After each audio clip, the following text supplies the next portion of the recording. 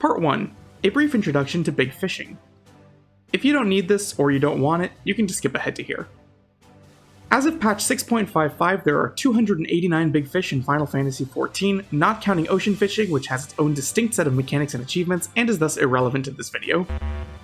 Big fish are essentially the boss fish of each fishing spot, and are distinguished from the normal fish by having a green background instead of a plain white or grey one. Big fish should not be confused with large-sized fish, a completely unrelated mechanic that was introduced when they removed high-quality gathering from the game because so many fisher mechanics depended on it. Yes, the naming is confusing. 6 big fish per expansion, for 30 total, are designated as legendary fish, but aside from a few under-the-hood mechanical differences, the distinction is basically invisible to the average player, beside the fact that they usually share a fishing hole with another big fish and are generally particularly hard to catch. The achievements for catching big fish are separated by expansion rather than just a straight number, so you can only get the Grandmaster Caster achievement for catching the specific 204 big fish that came from Realm Reborn, Heavensward, and Stormblood, and any big fish from Shadowbringers and Endwalker don't count. So how are big fish different from the regular fish in the same fishing hole? In some cases, it's as simple as being rarer or getting away more often, or having more restrictive combinations of time or weather windows in which they are available. Many big fish can only be caught by mooching, which is when a freshly caught fish is immediately recast as bait. Some big fish must be caught off of chains or 2 or 3 mooches in a row. Many of the most interesting big fish, and more than half of all legendaries, can only be caught under the effect of a buff called Fisher's Intuition, which is triggered when you caught a specific combination of other fish from the same hole. Because these requirements are fish-specific, they have an incredible range of difficulty and complexity, for ones that you can theoretically trigger with a single lucky catch, all the way to ones that even an experienced fisher can expect to devote at least 20 minutes minimum to. A lot of creativity is possible from the developers with Fisher's Intuition, so you have extremely varied scenarios like complicated resource management challenges focusing on triggering intuition as many times as possible, lateral thinking puzzles where you can abuse properties of the game's user interface to perfectly time when intuition starts, or a bunch of gimmicky bullshit that sucks and isn't fun, and everybody hates it. Fish power creep is real, and fish complexity has increased along with the Fisher toolkit, until we've arrived at elaborate abominations like Endwalker's Sidereal Whale, which can only be caught during a specific time period after a specific rare weather transition off of a mooch under Fisher's Intuition, which is triggered by catching 6 total of 3 different fish, 2 of which are also caught off of a mooch, and 1 of which is a rare collectible that also has a time requirement. But brush all that bullshit aside. At the end of the day, the most straightforward way to make a fish more difficult for players to catch is to reduce their number of opportunities to catch it.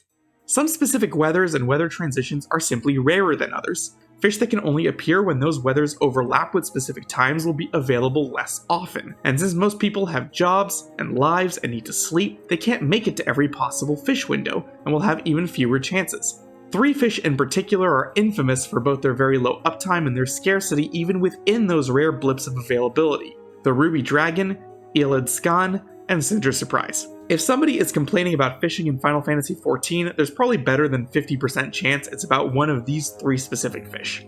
Typically, it will take players around 3 months to catch one of these 3, and it can be much longer. I know this from personal experience. It took me 18 months to catch my first Ruby Dragon. These fish will appear on average once every few real-world days, and often will be simply unavailable for periods of a week or more. 2-week vacations are not unusual, and if you can't make it to the 1 window when they get back, too bad. Some other fish have occasional 1 or 2 week downtime, but none of them have them nearly as often, as consistently, or come close to matching the sheer length of downtimes that these 3 fish can reach. With one exception. There is one other extreme outlier: the Bobgoblin Bass. Part 2. The Bobgoblin Bass. The Bobgoblin Bass is not a legendary. It is not even especially rare. It is a simple mooch catch off of a fairly common fish in the middle of Thaliak River, and it does not escape very often. It's not a guaranteed catch by any means, but there's nothing especially notable about it compared to other similar big fish. Nothing, that is, apart from its incredibly variable downtimes. The Bobgoblin Bass's downtimes are all over the map, regularly ranging from just a few hours to multiple days. And sometimes longer. On March 18th, 2024, the Bobgoblin Bass had a window of uptime at 6:15 AM Eastern Time. It would not have another window until April 24th, 37 days later. This is the second longest downtime of any fish in the game ever to date. Number 1, a 39-day downtime in 2017 by the Bobgoblin Bass. Before it started, the downtime had caught the attention of users on Fisherman's Horizon, or Fishcord, the primary English-language Final Fantasy XIV fishing Discord, and people suggested trying to make a community event out of it. The exact details were in flux, but the fundamental idea was straightforward. Try and catch all 289 big fish during the 37-day downtime. User Cavanessa coined the term Bobgoblin Blitz, and the name stuck, even though what exactly it would refer to was still unclear. There were many iterations on what the event could actually consist of, and in the end there was never actually anything official. Since players didn't have the same starting conditions like with the recent Cloud Data Center Fishing Derby, where the community tried to catch every big fish available during the Cloud server test, it wasn't really possible to create a universal rule set for the challenge. As a result, it became less of a community event, more of a series of personal challenges. Some players tried to catch all the big fish within the window, some players did so with added extra restrictions on top.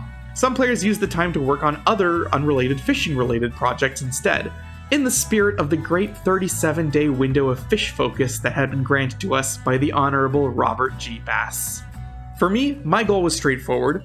I had an alt that I had made mid-February that had 0 big fish caught, and I wanted to get it as close to 289 as possible. Before the event started, I cleared the MSQ, got it to Fisher level 90, and geared up.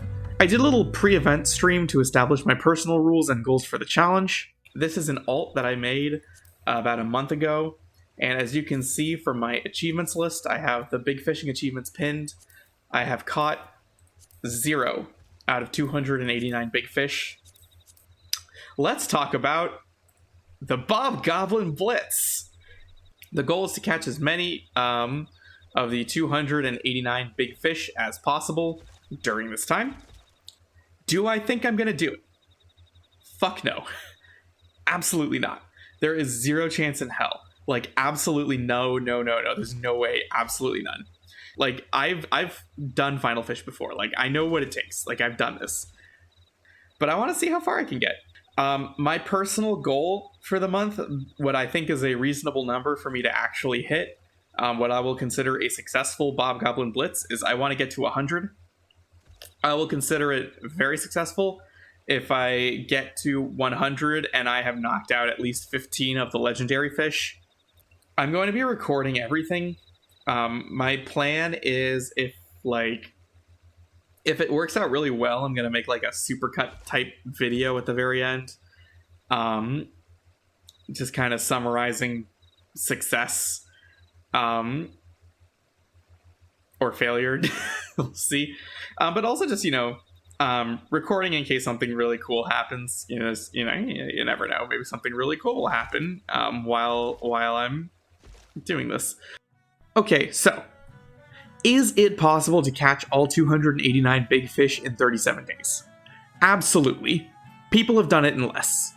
So why did I set my personal goal at such a low bar?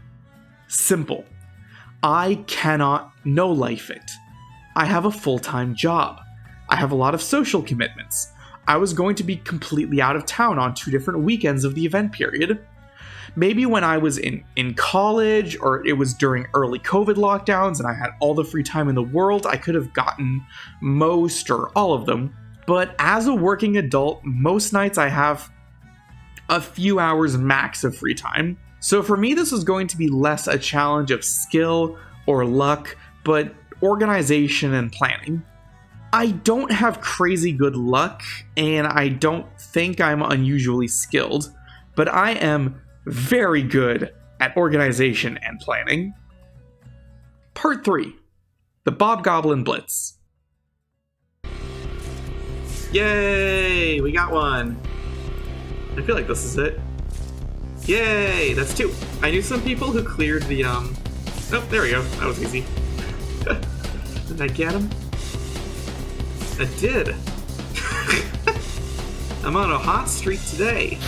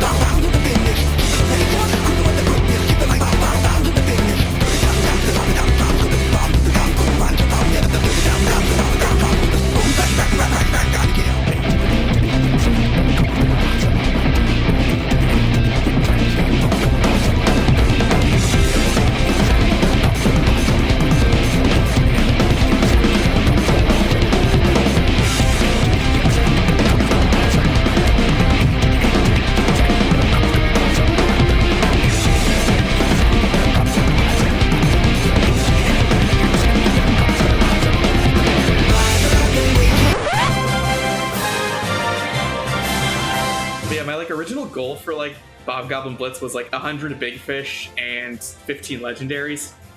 Since I caught a ruby dragon, I think I can go for Grandmaster Caster.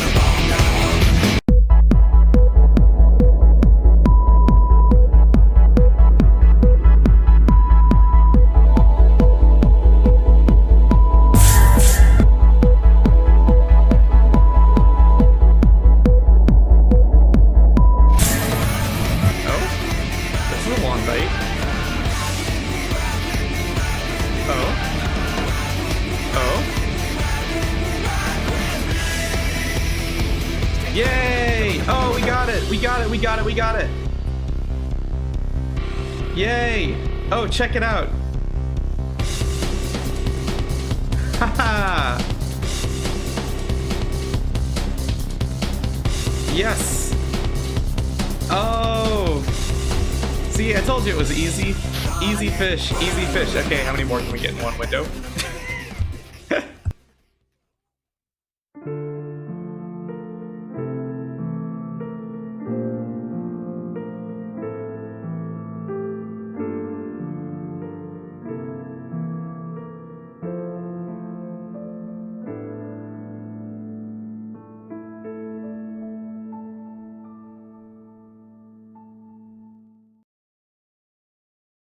Part 4. Logistics. If you had told me that I was going to catch all but 2 big fish in 37 days, I would have been shocked. And also probably guessed these as the 2 specific fish I did not catch. Everyone knows these are both just luck checks, so I can pretend I don't feel too bad about missing them. People have spent years trying to catch them, and I did get Ruby Dragon, so I was able to hit Grandmaster Caster, so I can lie and say I'm not super upset that I was blocked from hitting Final Fish in 37 days by 2 fish. There were only 5 Cinder Surprise windows during the entire Bobgoblin Bass downtime, and I made it to 4. I was at 6 or 7 Elid Scan windows. If I had been just slightly luckier, I would have had it. I did what I could, I just didn't get lucky enough. Aside from that, though, this really was a challenge of organization and planning first and foremost. An unexpected problem I had to contend with was resources. I was basically continuously broke for most of the month. Completing the MSQ gives you around 1.2 million gil, but I spent almost all of it on a fancy new set of indicator gear so that I could actually catch the Endwalker legends. From that point on, it was by the seat of my pants. I basically only remained solvent because I triple hooked a Titanic sawfish while I was doing the Fisher class quests, and those sell for a lot, but they did not sell quickly. Teleports cost me everything. I could barely afford bait. It wasn't until I caught and sold a few high-value fish like a Guamaton that I stopped being perpetually at risk of being destitute, and when I finished Feast of Famine and I got the 99 Aetheryte tickets, I saved so much money it's not funny, and I used them all up pretty much immediately. There was a lot of teleporting involved. Script bait was never much of an issue since that's pretty easy to farm, but I was always running low on high cordials just because of how many I used, and especially early on, I just didn't have the time to devote to go farm more script for more cordials, so I often had fewer than 20 on hand. When it came to what fish to prioritize, pretty much every minute counted. I made a list of fish that I knew would have downtimes of at least 10 days at some point during the event period, and I always prioritized those over everything else. Otherwise, I always went for whatever was lowest uptime. Something that really helped me organizationally was Carbuncle Plushie's Fish Train tool, which lets you actually input a block of time where you'll be fishing, and shows you what fish are up in that time period and when, and lets you put them on a little timeline. During my lunch break at work every day, I would plan out my evening fish schedule so I wouldn't accidentally cook dinner while something really rare was up. So here's how a typical day went using the example of March 27th, a day where I both got stuck late at work and had some shortish evening plans. I get up at 5:30 a.m. for work every day because I usually work 8 to 4, and normally I waste some time browsing the internet before I leave for work at 6:30, but instead that day I went for and caught both Star Scryer at 6:05 a.m. and Lenisk at 6:17. When I got home from work, I started cooking dinner and took one very quick moment out to fail to catch a furcicata. After dinner, I had back-to-back catches of Star Chaser and 7 stars, very star-filled day, and then was busy doing other stuff for the next hour. I went back to fishing at 8:46, and then I fished for the next 2 hours until I went to bed at 11 p.m. In that time, I caught cupfish, failed at spearnose and armorfish, caught Soul of the Martyr, failed Bloodtail Zombie, and then I kicked off this absolutely blessed hour where I caught Opal Shrimp, Hermit's End, Bat of Nine Tails, Blackjet, Mud Pilgrim, Unforgiven, Carp Diem, and Cirrus Stratus all back to back, so roughly one fish every 6 minutes. All in all, I caught 14 fish on this day in approximately 2.5 actual hours of dedicated fishing time. So plotting out my actual catches, on a typical day I was able to fish for about 2 hours and I caught around 10 fish. 2 Saturdays of the event period, I basically had nothing else to do, and I just fished all day, resulting in 32 and 43 catches on those 2 days, or about a quarter of my total on just those 2 days. Multiple days, I had very little time, or basically no time to fish, but by knowing when windows were, I was still able to catch 4 or 5 fish, even on those days. Short 5-minute windows are really annoying for actually trying to catch some of these rare fish. But if your goal is just to squeeze in as many as possible into whatever time you have, they're really perfect for fitting into all the little cracks in the schedule in between all the other items of the day. The only truly dead period I had this entire time was the weekend of PAX East, where I just didn't have my computer at all on me for 4 full days. A few fun little milestones. My 100th catch was the Heavensward legendary Armorfish. My 200th catch was the Endwalker legendary Lopoceros elegans. My absolute wildest catch was Deep Haunt, which I caught off of the free public Wi-Fi in a bar while I was waiting for a friend to meet me there. I had brought my laptop in case the bar had Wi-Fi good enough to fish with, since I knew the timing would work out right, but the Wi-Fi was just barely good enough, and I actually DC'd during prep, and I had some scary lag moments mid-window. Still caught it though. Another fun moment was I used fish eyes to catch the sculptors for my Stephacanthus, which is an extreme pro gamer move that is utterly pointless under normal circumstances, but was crucial on a deadline like this. I initially expected that my biggest issue was going to be the infamous rare Shadowbringers 5-minute windows like Aster Trivi and Undertaker, but I was actually able to catch most of those pretty quickly. A few infamous fish eluded me for a long time, but my mortal enemy pretty rapidly became any rare bite with a 23-minute window, because it meant there was a solid chance I was about to waste a half hour of my extremely limited time and have nothing to show for it. Fortunately, many of the longest windows were also very high uptime, so I didn't really pursue them until I was almost at the end of the whole thing, but a few, particularly Riddle, Allagan Blade Shark, and Terpsichorean, were huge time sinks every time they showed up. Allagan Blade Shark was particularly annoying, which is really weird because it has literally no reputation as far as I can tell. I just got really unlucky with that one. Finally, my other secret weapon for this whole challenge is the thing that makes everyone I know in real life jealous constantly. I am apparently the last remaining human who can just go to bed whenever I want and fall asleep immediately and wake up immediately when the alarm goes off. And that means that when something really rare was popping in the middle of the night, like say a 3:50 a.m. Cinder surprise window, I could just go to sleep a little earlier, wake up for the window, and immediately go back to bed afterwards without ruining my sleep schedule.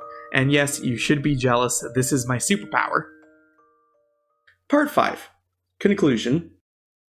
Catching any fish in Final Fantasy XIV requires two things: preparation and persistence. Yes, there's a lot of RNG involved, but people who don't fish really underestimate how much of an advantage you get from knowing what you're doing and picking up tips from other fishers. As a tangible example, let's look at Madam Butterfly. It's a mooch caught off of a Hedgemole cricket. Mooches are hard since you lose surface slap after catching the mooch bait, and you basically can't use any skills or else the mooch is cancelled, so really all you can do is try to catch as many of the mooch bait fish within the window as possible so you get the most chances. For Madam Butterfly, most resources say to use purse web spiders to catch the Hedgemole cricket, since it gives the highest bite rate. But because I hang out in Fishcord, the pro tip I learned is that actually if you look under the hood you'll see that Stonefly Nymph is the better choice, because Hedgemole crickets have a very similar bite rate, but only one other fish, Blue Claw Shrimp, makes up 40% of all bites. So, if you catch a Blue Claw Shrimp and surface slap it, removing it from the pool of possible fish, Hedgemole cricket now has a 60% bite rate. Plus, neither of the other two fish that bite on Stonefly Nymph overlap Hedgemole crickets in bite times. So if you have a timer macro, you can pull the line early and choose to only catch Hedgemole crickets, preserving your buffs and saving time and GP. So if you showed up early to prep Angler's Art stacks and you can run makeshift bait for your mooches, this gives you more mooches per window than Purseweb Spider, and therefore, even though it's still very RNG dependent, you're more likely to catch Madam Butterfly sooner. Alternatively, you can roll up to the window seconds before it opens, panic and forget what bait you were supposed to be using, run out an entire Patience tube without catching any Hedgemole crickets, and then land Madam Butterfly on your second mooch. Because, again, there's a lot of RNG involved in big fishing. And even if you do everything right, some of these fish are still just really elusive, especially the legendaries. I didn't keep careful stats on everything, but I would estimate that I caught around 80% of the non-legendary big fish within 3 attempts, not counting the ones that are always available, and only a handful ever took me more than 5 tries. Contrast that with the legendary fish, where I was only able to catch a third of them within 3 attempts, and some of those were incredibly lucky shots, while another third took well over 10 tries. I've seen a lot of people get really frustrated and completely lose their cool over a digital fish, and it's usually because they're 1 or 2 away from a title and just want to be done with it. But the thing about fishing is that it's a numbers game. As long as you keep at it, you'll get there eventually. You just need to be patient. I was operating under a tight deadline with a lot of real life stuff going on, and I only missed 2. And if I'd been a little luckier, I could have gotten both of them. Other people doing the Bobgoblin Blitz did catch both.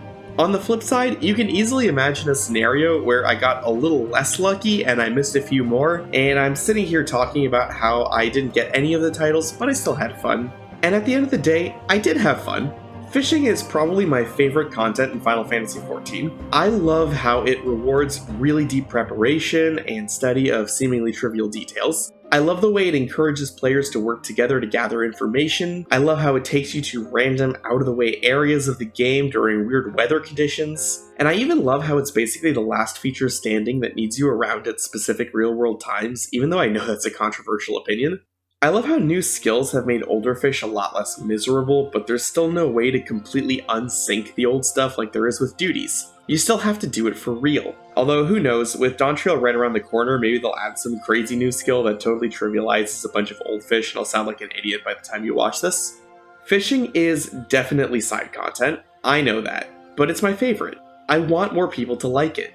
I want to share it with people. It makes me sad when I see people get really dismissive and call it pure RNG or say it's impossible to do it if you have a job or all sorts of other things like that. And I know most people who pick it up are passing through for an achievement and a title and won't be back when they finish, but I really hope some people discover that it genuinely appeals to them along the way and stick around.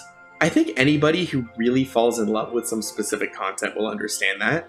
I like to imagine that people who are really into Blue Mage, or Deep Dungeons, or Eureka, or Lord of Verminion, or anything that's off the beaten path will know how I feel. And I think that holds equally true for content that's considered more mainstream too.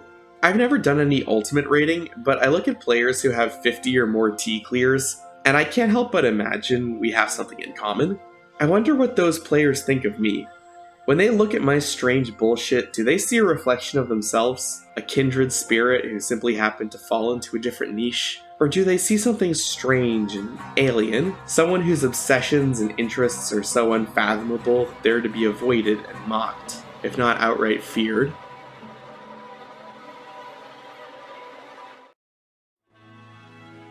This was supposed to be a video showing off a cool thing I did as part of a dumb challenge run, and it totally got away from me. So I guess if I want you to take one thing away from this, it's Kafkaleo caught 287 big fish in 37 days, and that's super cool, and she's super cool for doing it, and she's cool and awesome and very smart and good at fishing.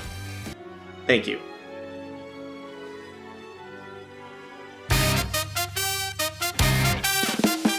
Also, I caught Elad's gun while I was editing this video. Couldn't have shown up one window earlier, huh?